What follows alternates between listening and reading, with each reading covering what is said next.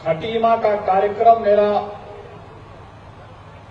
स्थगित करवा करके टिहरी, कोटद्वार और अन्य स्थानों के कार्यक्रम लगा दिए गए थे। आदरणीय प्रधानमंत्री जी का रुद्रपुर में कार्यक्रम होने के कारण उस समय चाहते हुए भी मैं खटीमा का दौरा नहीं कर पाया था। अगर हम लोग उस समय एक साथ खटीमा में गए होते तो खटीमा की तस्वीर कुछ और हो गई होती।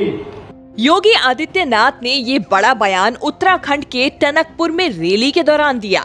योगी आदित्यनाथ ने कहा कि उत्तराखंड चुनाव के दौरान मेरी सभाएं इधर से उधर कर दी गई। अगर मेरी सभा खटीमा में होती तो सीएम धामी का चुनाव परिणाम कुछ और होता। एक बार फिर से हम आपको सीएम योगी का वो पूरा बयान सुनाते हैं।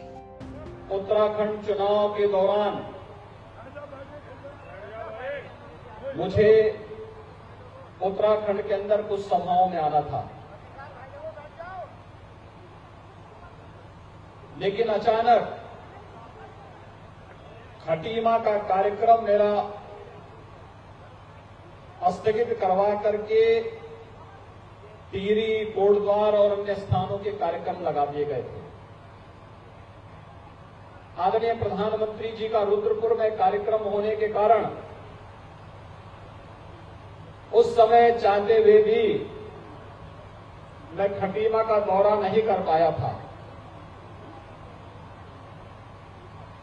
और मुझे इस बात का उस समय हार्दिक खेद था कि अगर हम लोग उस समय एक साथ खटीमा में गए होते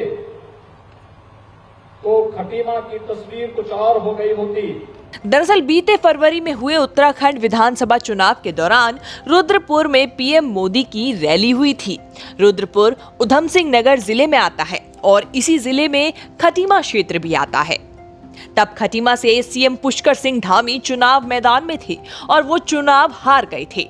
अब सीएम धामी चंपावत से फिर से उपचुनाव में मैदान में उतरे हैं। धामी के ही प्रचार के लिए चंपावत जिले के टनकपुर में पहुंचे सीएम योगी कह रहे हैं कि तब उधम सिंह नगर जिले में मेरी रैली होती तो चुनाव परिणाम कुछ और होता। यानी अप्रत्यक्ष तौर पर उनका कहना है कि मेरी सभा होती तो धामी चुनाव जीत सकते थे, लेकिन मोदी की सभा की वजह से उनकी सभा नहीं हो पाई। अब योगी के इस बयान को सोशल मीडिया में कई एंगल से देखा जा रहा है। पहला तो ये कि योगी कह रहे हैं कि वहां मोदी की जनसभा रखी गई, मेरी नहीं। दूसरा ये कि उत्तराखंड में मेरे कार्यक्रम इधर से उधर कर दिए गए। जानकारों का कहना है कि कहीं न कहीं ये भीतर घात के संकेत भी हो सकते हैं। यानी बीजेपी के नेताओं ने ही उत्तराखंड में चुनाव से ठीक पहले योगी की रैलियों को इधर से उधर करवा दिया। न्यूज़ तक ब्यूरो।